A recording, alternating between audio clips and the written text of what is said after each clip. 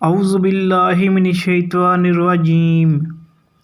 میں اللہ کی پناہ لیتا ہوں شیطان مردود سے۔ بسم اللہ الرحمن الرحیم۔ اللہ کے نام سے شروع کرتا ہوں جو بڑا مہربان نہایت رحم والا ہے۔ یہ سورۃ البقرہ کے 11ویں اور 12ویں رکوع کا ترجمہ و تفسیر ہے۔ بسم اللہ الرحمن الرحیم۔ ترجمہ: تمہارے پاس موسیٰ کیسی کیسی روشن نشانیوں کے ساتھ آیا، پھر بھی تم ایسے ظالم تھے کہ اس کی پیٹھ موڑتے ہی بچھڑے کو معبود بنا بیٹھے۔ پھر ذرا اس میثاق کو یاد کرو جو طور کو تمہارے اوپر اٹھا کر ہم نے تم سے لیا تھا۔ ہم نے تاکید کی تھی کہ جو ہدایت ہم دے رہے ہیں ان کی سختی کے ساتھ پابندی کرو اور کان لگا کر سنو۔ تمہارے اسلاف نے کہا کہ ہم نے سن لیا مگر مانیں گے نہیں، اور ان کی باطل پرستی کا یہ حال تھا کہ دلوں میں ان کے بچھڑا ہی بسا ہوا تھا۔ کہو اگر تم مومن ہو تو یہ عجیب ایمان ہے جو ایسی بری حرکات کا تمہیں حکم دیتا ہے۔ ان سے کہو کہ اگر واقعی اللہ کے نزدیک آخرت کا گھر تمام انسانوں کو چھوڑ کر صرف تمہارے ہی لیے مخصوص ہے، تب تو تمہیں چاہیے کہ موت کی تمنا کرو اگر تم اپنے اس خیال میں سچے ہو۔ یقین جانو کہ یہ کبھی اس کی تمنا نہ کریں گے، اس لیے کہ اپنے ہاتھوں جو کچھ کما کر انہوں نے وہاں بھیجا ہے اس کا اقتضا یہی ہے کہ یہ وہاں جانے کی تمنا نہ کریں۔ اللہ ان ظالموں کے حال سے خوب واقف ہے۔ تم انہیں سب سے بڑھ کر جینے کا حرص پاؤ گے، حتیٰ کہ یہ اس معاملے میں مشرکوں سے بھی بڑے ہوئے ہیں۔ ان میں سے ایک شخص یہ چاہتا ہے کہ کسی طرح 1000 برس جیے، حالانکہ لمبی عمر بہرحال اسے عذاب سے تو دور نہیں پھینک سکتی۔ جیسے کچھ اعمال یہ کر رہے ہیں اللہ تو انہیں دیکھ ہی رہا ہے۔ ان سے کہو کہ جو کوئی جبرائیل سے عداوت رکھتا ہے اسے معلوم ہونا چاہیے کہ جبرائیل نے اللہ ہی کے اذن سے یہ قرآن تمہارے قلب پر نازل کیا ہے، جو پہلے آئی ہوئی کتابوں کی تصدیق و تائید کرتا ہے اور ایمان لانے والوں کے لیے ہدایت اور کامیابی کی بشارت بن کر آیا ہے۔ اگر جبرائیل سے ان کی عداوت کا سبب یہی ہے تو کہہ دو کہ جو اللہ اور اس کے فرشتوں اور اس کے رسولوں اور جبرائیل اور میکائیل کی دشمن ہیں، اللہ ان کافروں کا دشمن ہے۔ ہم نے تمہاری طرف ایسی آیات نازل کی ہیں جو صاف صاف حق کا اظہار کرنے والی ہیں، اور ان کی پیروی سے صرف وہی لوگ انکار کرتے ہیں جو فاسق ہیں۔ کیا ہمیشہ ایسا ہی نہیں ہوتا رہا ہے کہ جب انہوں نے کوئی عہد کیا تو ان میں سے ایک نہ ایک گروہ نے اسے ضرور ہی بالائے طاق رکھ دیا، بلکہ ان میں سے اکثر ایسے ہی ہیں جو سچے دل سے ایمان نہیں لاتے، اور جب ان کے پاس اللہ کی طرف سے کوئی رسول اس کتاب کی تصدیق و تائید کرتا ہوا آیا جو ان کے ہاں پہلے سے موجود تھی، تو ان اہل کتاب میں سے ایک گروہ نے کتاب اللہ کو اس طرح پس پش ڈالا گویا کہ وہ کچھ جانتے ہی نہیں، اور لگے ان چیزوں کی پیروی کرنے جو شیاطین سلیمان علیہ السلام کی سلطنت کا نام لے کر پیش کیا کرتے تھے، حالانکہ سلیمان علیہ السلام نے کبھی کفر نہیں کیا۔ کفر کے مرتکب تو وہ شیاطین تھے جو لوگوں کو جادوگری کی تعلیم دیتے تھے۔ وہ پیچھے پڑے اس چیز کے جو بائبل میں 2 فرشتوں ہاروت و ماروت پر نازل کی گئی تھیں، حالانکہ وہ فرشتے جب بھی کسی کو اس کی تعلیم دیتے تھے تو پہلے صاف طور پر متنبہ کر دیا کرتے تھے کہ یہ دیکھ ہم محض ایک آزمائش ہیں تو کفر میں مبتلا نہ ہو۔ پھر بھی یہ لوگ ان سے وہ چیز سیکھتے تھے جس سے شوہر اور بیوی میں جدائی ڈال دیں۔ ظاہر تھا کہ اذن الہی کے بغیر وہ اس ذریعے سے کسی کو بھی ضرر نہ پہنچا سکتے تھے، مگر اس کے باوجود وہ ایسی چیز سیکھتے تھے جو خود ان کے لیے نفع بخش نہیں بلکہ نقصان دہ تھی، اور انہیں خوب معلوم تھا کہ جو اس چیز کا خریدار بنا اس کے لیے آخرت میں کوئی حصہ نہیں۔ کتنی بری متاع تھی جس کے بدلے انہوں نے اپنی جانوں کو بیچ ڈالا، کاش انہیں معلوم ہوتا۔ اگر وہ ایمان اور تقوی اختیار کرتے تو اللہ کے ہاں اس کا جو بدلہ ملتا وہ ان کے لیے زیادہ بہتر تھا، کاش انہیں خبر ہوتی۔ ہے لوگو جو ایمان لائے ہو، رائنا نہ کہا کرو بلکہ انظر نہ کہو اور توجہ سے بات سنو۔ یہ کافر تو عذاب الیم کے مستحق ہیں۔ یہ تھا سورۃ البقرہ کے 11ویں اور 12ویں رکوع کا ترجمہ۔ اب سورۃ البقرہ کے 11ویں اور 12ویں رکوع کی تفسیر۔ یہ لوگ چاہتے تھے کہ آنے والا نبی ان کی قوم میں پیدا ہو، مگر جب وہ ایک دوسری قوم میں پیدا ہوا جسے وہ اپنے مقابلے میں ایج سمجھتے تھے تو وہ اس کے انکار پر آمادہ ہو گئے۔ گویا ان کا مطلب یہ تھا کہ اللہ ان سے پوچھ کر نبی بھیجتا۔ جب اس نے ان سے نہ پوچھا اور اپنے فضل سے خود جسے چاہا نواز دیا تو وہ بگڑ بیٹھے۔ یہ ایک تعریض اور نہایت لطیف تعریض ہے ان کی دنیا پرستی پر۔ جن لوگوں کو واقعی دار آخرت سے کوئی لگاؤ ہوتا ہے وہ دنیا پر مرے نہیں جاتے اور نہ موت سے ڈرتے ہیں، مگر یہودیوں کا حال اس کے برعکس تھا اور ہے۔ اصل میں اعلیٰ حیاتن کا لفظ ارشاد ہوا ہے جس کے معنی ہے کسی نہ کسی طرح کی زندگی، یعنی انہیں محض زندگی کی حرص ہے، خواہ وہ کسی طرح کی زندگی ہو، عزت اور شرافت کی ہو یا ذلت اور کمینہ پن کی۔ یہودی صرف نبی صلی اللہ علیہ وسلم کو اور آپ پر ایمان لانے والوں ہی کو برا نہ کہتے تھے بلکہ خدا کے برگزیدہ فرشتے جبرائیل کو بھی گالیاں دیتے تھے اور کہتے تھے کہ وہ ہمارا دشمن ہے، وہ رحمت کا نہیں عذاب کا فرشتہ ہے۔ یعنی اس بنا پر تمہاری گالیاں جبرائیل پر نہیں بلکہ خداوند برتر کی ذات پر پڑتی ہیں۔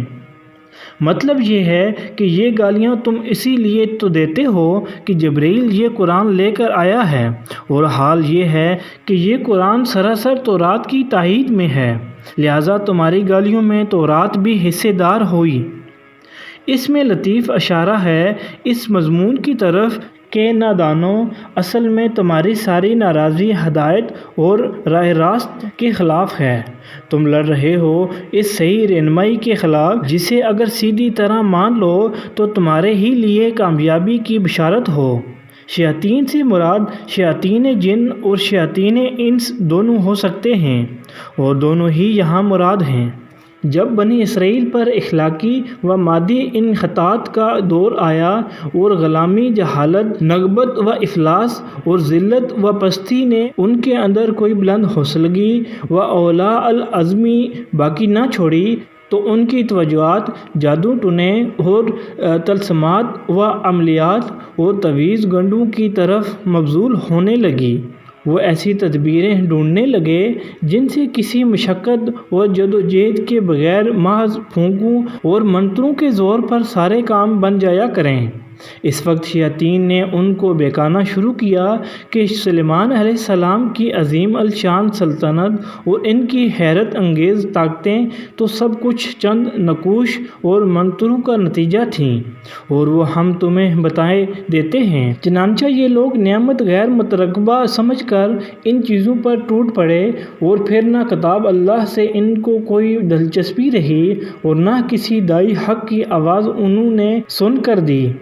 اس آیت کی تعویل میں مختلف اقوال ہیں، مگر جو کچھ میں نے سمجھا ہے وہ یہ ہے کہ جس زمانے میں بنی اسرائیل کی پوری قوم بابل میں قیدی اور غلام بنی ہوئی تھی، اللہ تعالیٰ نے 2 فرشتوں کو انسانی شکل میں ان کی آزمائش کے لیے بھیجا ہوگا۔ جس طرح قوم لوط کے پاس فرشتے خوبصورت لڑکوں کی شکل میں گئے تھے، اسی طرح ان اسرائیلیوں کے پاس وہ پیروں اور فقیروں کی شکل میں گئے ہوں گے۔ وہاں ایک طرف انہوں نے بازار سحری میں اپنی دکان لگائی ہوگی اور دوسری طرف وہ اتمام محبت کے لیے ہر ایک کو خبردار بھی کر دیتے ہوں گے کہ دیکھو ہم تمہارے لیے آزمائش کی حیثیت رکھتے ہیں، تم اپنی عاقبت خراب نہ کرو۔ مگر اس کے باوجود لوگ ان کے پیش کردہ عملیات اور نقوش اور تعویذات پر ٹوٹے پڑتے ہوں گے۔ فرشتوں کے انسانی شکل میں آ کر کام کرنے پر کسی کو حیرت نہ ہو۔ وہ سلطنت الہی کے کار پرداز ہیں۔ اپنے فرائضی منصبی کے سلسلے میں جس وقت جو صورت اختیار کرنے کی ضرورت ہوتی ہے وہ اسے اختیار کر سکتے ہیں۔ ہمیں کیا خبر کہ اس وقت بھی ہمارے گرد و پیش کتنے فرشتے انسانی شکل میں آ کر کام کر جاتے ہوں گے۔ رہا فرشتوں کا ایک ایسی چیز سکھانا جو بجائے خود بری تھی، تو اس کی مثال ایسی ہے جیسے پولیس کے بے وردی سپاہی کسی رشوت خور حاکم کو نشان زدہ سکے اور نوٹ لے جا کر رشوت کے طور پر دیتے ہیں تاکہ اسے عین حالت ارتکاب جرم میں پکڑیں اور اس کے لیے بے گناہی کے عذر کی گنجائش باقی نہ رہنے دیں۔ مطلب یہ ہے کہ اس منڈی میں سب سے زیادہ جس چیز کی مانگ تھی وہ یہ تھی کہ کوئی ایسا عمل یا تعویذ مل جائے جس سے ایک آدمی دوسری کی بیوی کو اس سے توڑ کر اپنے اوپر عاشق کر لے۔ یہ اخلاقی زوال کا وہ انتہائی درجہ تھا جس میں وہ لوگ مبتلا ہو چکے تھے۔ پست اخلاقی کا اس سے زیادہ نیچا مرتبہ اور کوئی نہیں ہو سکتا کہ ایک قوم کے افراد کا سب سے زیادہ دلچسپ مشغلہ پرائی عورتوں سے آنکھ لڑانا ہو جائے اور کسی منقوبہ عورت کو اس کے شوہر سے توڑ کر اپنا گھر لینے کو وہ اپنی سب سے بڑی فتح سمجھنے لگے۔ ازدواجی تعلق در حقیقت انسانی تمدن کی جڑ ہے۔ عورت اور مرد کے تعلق کی دوستی پر پورے انسانی تمدن کی دوستی کا اور اس کی خرابی پر پورے انسانی تمدن کی خرابی کا مدار ہے۔ لہذا وہ شخص بدترین مفسد ہے جو اس درخت کی جڑ پر تیشہ چلاتا ہو جس کے قیام پر خود اس کا اور پوری سوسائٹی کا قیام منحصر ہے۔ حدیث میں آتا ہے کہ ابلیس اپنے مرکز سے زمین کے ہر گوشے میں اپنے ایجنٹ روانہ کرتا ہے، پھر وہ ایجنٹ واپس آ کر اپنی کارروائیاں سناتے ہیں۔ کوئی کہتا ہے میں نے فلاں فتنہ برپا کیا، کوئی کہتا ہے میں نے فلاں شرک کھڑا کیا، مگر ابلیس ہر ایک سے کہتا جاتا ہے کہ تو نے کچھ نہ کیا۔ پھر ایک آتا ہے اور اطلاع دیتا ہے کہ میں نے ایک عورت اور اس کے شوہر میں جدائی ڈال آیا ہوں۔ یہ سن کر ابلیس اس کو گلے لگا لیتا ہے اور کہتا ہے کہ تو کام کر کے آیا ہے۔ اس حدیث پر غور کرنے سے یہ بات اچھی طرح سمجھ میں آ جاتی ہے کہ بنی اسرائیل کی آزمائش کو جو فرشتے بھیجے گئے تھے انہیں کیوں حکم دیا گیا کہ عورت اور مرد کے درمیان جدائی ڈالنے کا عمل ان کے سامنے پیش کرے۔ دراصل یہی ایک ایسا پیمانہ تھا جس سے ان کی اخلاقی زوال کو ٹھیک ٹھیک ناپا جا سکتا تھا۔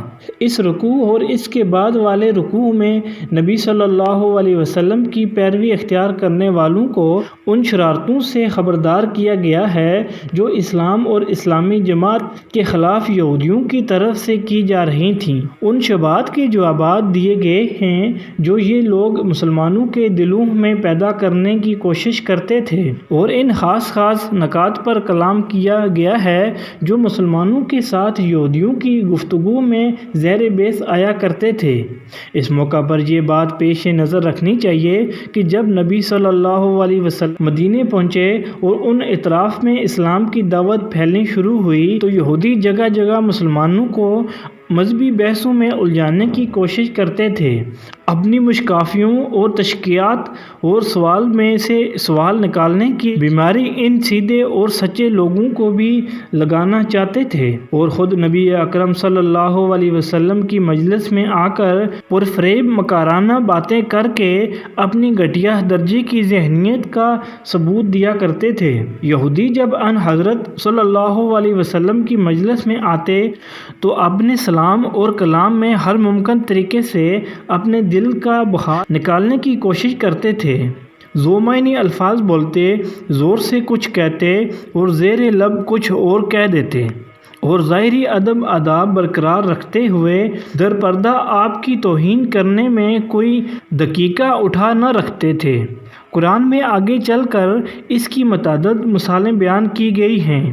یہاں جس خاص لفظ کے استعمال سے مسلمانوں کو روکا گیا ہے یہ ایک ذومعنی لفظ تھا۔ جب ان حضرت صلی اللہ علیہ وسلم کی گفتگو کے دوران میں یہودیوں کو کبھی یہ کہنے کی ضرورت پیش آتی کہ ٹھہریں ذرا ہمیں یہ بات سمجھ لینے دیجیے تو وہ رائنا کہتے تھے۔ اس لفظ کا ظاہری مفہوم تو یہ تھا ذرا ہماری رعایت کیجیے یا ہماری بات سن لیجیے، مگر اس میں کئی اور احتمالات اور بھی تھے۔ مثلاً عبرانی میں اس سے ملتا جلتا ایک لفظ تھا جس کے معنی تھے سن تو وہ بہرا ہو جائے، اور خود عربی میں اس کے ایک معنی صاحب رونق اور جاہل و احمق کے بھی تھے، اور گفتگو میں یہ ایسے موقعوں پر بھی بولا جاتا تھا جب یہ کہنا ہو کہ تم ہماری سنو تو ہم تمہاری سنیں، اور ذرا زبان کو لچکا دے کر رائنا بھی بنا لیا جاتا تھا جس کے معنی اے ہمارے چرواہے کے تھے۔ اس لیے مسلمانوں کو حکم دیا گیا کہ تم اس لفظ کے استعمال سے پرہیز کرو اور اس کے بجائے انظر نہ کہا کرو، یعنی ہماری طرف توجہ فرمائیے یا ذرا ہمیں سمجھ لینے دیجیے۔ پھر فرمایا کہ توجہ سے بات کو سنو، یعنی یہودیوں کو تو بار بار یہ کہنے کی ضرورت اس لیے پیش آتی ہے کہ وہ نبی کی بات پر توجہ نہیں کرتے اور ان کی تقریر کے دوران میں وہ اپنے ہی خیالات میں الجھے رہتے ہیں، مگر تمہیں غور سے نبی کی باتیں سننی چاہیے تاکہ یہ کہنے کی ضرورت ہی نہ پیش آئے۔ یہ تھا سورۃ البقرہ کے 11ویں اور 12ویں رکوع کا ترجمہ و تفسیر۔